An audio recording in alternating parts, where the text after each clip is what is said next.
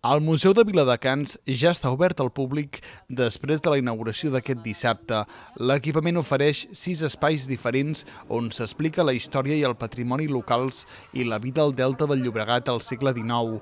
El museu compta amb un punt d'informació, un pati, diverses sales i audiovisuals i interactius sobre la història de la ciutat i del propi edifici, Can Amat. Crec que el llegat que ha fet la senyora Eulàlia Amat és un llegat molt important per Viladecans i que a més hem pogut posar a l'abast de tota la gent.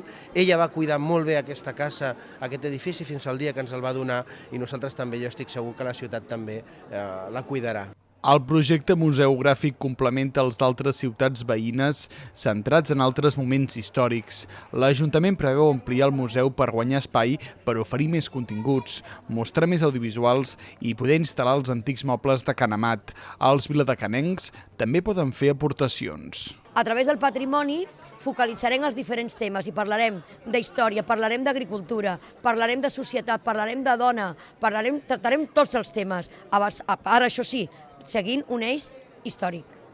Estem molt contents, hem tingut molt èxit de públic, que com solen dir les actrius, hem tingut molta gent, això vol dir que generem interès, que és el més important que ha de fer un museu, generar interès i participació. Fins al 27 de gener el museu farà horari permanent. Dissabte abans de la visita oficial s'han fet activitats com una xocolatada, gegants, teatralització i percussió.